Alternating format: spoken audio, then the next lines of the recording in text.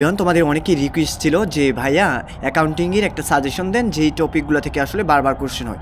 তো সাজেশন বলতে আমি বোঝাচ্ছি এখানে হচ্ছে এইচএসসিতে তোমরা যে শর্ট সিলেবাসটা পড়ে এসো সেখান থেকে কিন্তু 90% কমন চলে আসবে, ওই টপিকগুলো থেকেই বারবার কোশ্চেন হয়। কয়েকটা ইম্পর্ট্যান্ট চ্যাপ্টারের নাম আমি তোমাদেরকে বলে দিব, আর এই চ্যাপ্টারগুলো থেকে আসলে কোশ্চেন হওয়ার সম্ভাবনা সবচেয়ে বেশি থাকে। যেমন এখানে চলে আসতে পারে অনুপাত বিশ্লেষণের যে চ্যাপ্টারটা, সেখান থেকে কিন্তু প্রত্যেকবারই কোশ্চেন হয় এবং ওই চ্যাপ্টারটা তোমাদের ভালো করেই শেষ করতে হবে।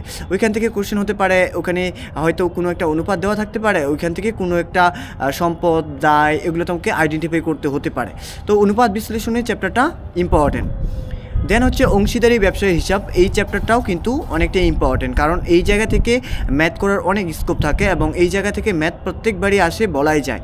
আর এই চ্যাপ্টারটা তোমাদের ভালো করে শেষ করতে হবে। এই চ্যাপ্টারের গুরুত্বপূর্ণ কিছু টপিক হচ্ছে, যেমন এখান থেকে তোমাকে বের করতে বলতে পারে নতুন অনুপাত, ত্যাগ অনুপাত, লাভ অনুপাত, এগুলো তো বলবেই। তারপরে হচ্ছে মূলধনের সুদ, তারপর হচ্ছে ঋণের সুদ, এই কিছু কিছু কনসেপ্ট থাকে যেগুলো তোমরা এইচএসসিতে পড়ে এসেছো, সেই টপিকগুলো থেকেই অংশীদারি ব্যবসায়ের যে হিসাব, এই চ্যাপ্টার থেকে কোশ্চেন হবে।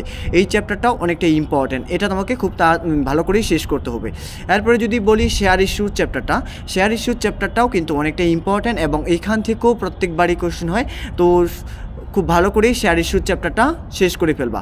শেয়ার ইস্যুর চ্যাপ্টার বলতে আমি আসলে বোঝাচ্ছি, ওইখানে যে একটা চ্যাপ্টার ছিল যৌথ মূলধনী কোম্পানি শেয়ার, ওই চ্যাপ্টারটা, ওইখান থেকে কোশ্চেন চলে আসতে পারে যে শেয়ার অবহার, অধিহার, এই জায়গাগুলো থেকে কোশ্চেন চলে আসতে পারে বা বিভিন্নভাবে কোশ্চেনগুলো চলে আসতে পারে। তারপরের চ্যাপ্টারটা হচ্ছে আয় বিবরণী, বিশদ আয় বিবরণী, আর্থিক অবস্থার বিবরণী, এইখান থেকেও প্রত্যেকবারই কোশ্চেন হয় এবং এইগুলোও তোমাকে খুব ভালো করে শেষ করতে হবে। এইখানে কোশ্চেনগুলো হয় এরকম যে নিট লাভ বের করো, মোট লাভ বের করো, নিট লাভের একটা পার্সেন্টেজ দেওয়া থাকতে পারে, বিক্রয়ের পর সেটা কীভাবে বের করবা, মোট লাভের একটা পার্সেন্টেজ দেওয়া আছে, পরিচালন ব্যয়, বিক্রিত পণ্যের ব্যয়, প্রারম্ভিক মজুত পণ্য, সমাপনী মজুত পণ্য, এইগুলো হচ্ছে সবগুলোই আর্থিক বিবরণীর যে চ্যাপ্টারটা সেটার পার্ট। তো এই জায়গা থেকে কিন্তু কোশ্চেন বারবার আসে এবং এইবারও আসবে। আরেকটা চ্যাপ্টার হচ্ছে ব্যাংক সমন্বয় বিবরণী, ব্যাংক সমন্বয় বিবরণী থেকেও প্রত্যেকবারই কোশ্চেন হয় এবং এইবারও হবে। ওইখান থেকে কোশ্চেন করতে পারে তোমার, বলতে পারে যে ব্যাংক বিবরণী অনুযায়ী ব্যাংক জমা, এখানে ম্যাক্সিমাম কোশ্চেন হচ্ছে উভয় জেটটাকে ফলো করেই আসলে করা হয়। তো ওইখান থেকে কিছু ব্যাংক সমন্বয় বিবরণী থেকে কোশ্চেন চলে আসবে এবং এটা হচ্ছে রিটেনের জন্য ইম্পর্ট্যান্ট। যেই যে চ্যাপ্টারগুলো বলতেছি এগুলো রিটেনের জন্য ইম্পর্ট্যান্ট এবং এমসিকিউর জন্য অনেকটাই ইম্পর্ট্যান্ট। তারপর হচ্ছে অবচয়ের চ্যাপ্টার, অবচয়ের চ্যাপ্টার থেকেও তোমার বিভিন্নভাবে কোশ্চেন চলে আসতে পারে। অবচয়ের চ্যাপ্টারটাও তোমাদের খুব ভালো করেই শেষ করতে হবে। তারপর হচ্ছে উৎপাদন ব্যয়ের যে চ্যাপ্টারটা, সেখান থেকেও তোমাদের শেষ করতে হবে। উৎপাদন ব্যয় থেকে চলে আসতে পারে মুখ্য ব্যয়, প্রত্যক্ষ খরচ, এগুলো চলে আসতে পারে। তো এই জায়গা থেকে তোমাকে ওই চ্যাপ্টারটাও খুব ভালো করেই শেষ করতে হবে। তারপরে আমরা রেওয়ামিল থেকে কিছু কোশ্চেন চলে আসতে পারে।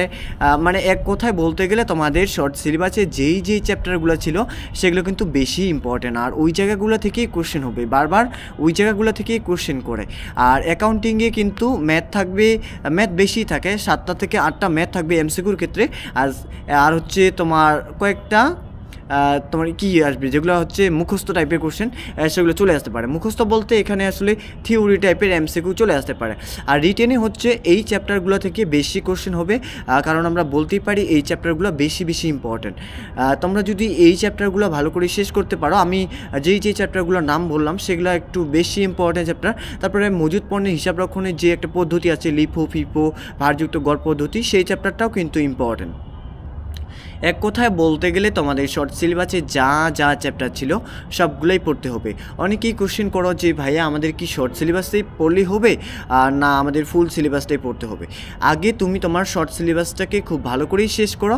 শর্ট সিলেবাস থেকে আসলে 90% কোশ্চেন চলে আসবে, আর 90% কোশ্চেন তুমি যদি খুব ভালো করেই সলভ করতে পারো তাহলে আশা করা যায় তোমার ঢাকা বিশ্ববিদ্যালয়ে এমনিই চান্স হবে। আর ঢাকা বিশ্ববিদ্যালয়ে কেউ কখনো 100% অ্যান্সার করতে পারবে বলে মনে হয় না, বা এটা কখনো সম্ভবও হয় না। তোমাকে কিছু না কিছু আইটেম ছেড়ে দিতে হবে। তো 90% আগে ভালো করে শেষ করো, তখন তোমার যদি টাইম থাকে, তখন যদি মনে হয় যে তুমি বাকিটা শেষ করবা তাহলে বাকিটা শেষ করিও। আর অ্যাকাউন্টিং তোমরা এই টপিকগুলো একটু ভালো করে পড়বা, আর রিটেন এমসিকিউর প্রিপারেশনটা তোমরা একসাথে নিবা। যখন তোমরা এমসিকিউগুলো আসলে সলভ করবা তখন কিন্তু তোমরা রিটেনের প্রিপারেশনটা নেওয়ার জন্য খুব ভালো করে ওইভাবে শেষ করতে হবে। তো এটাই ছিল অ্যাকাউন্টিংয়ের যে সাজেশন। দেখা হবে অন্য কোনো দিন অন্য কোনো ভিডিওতে।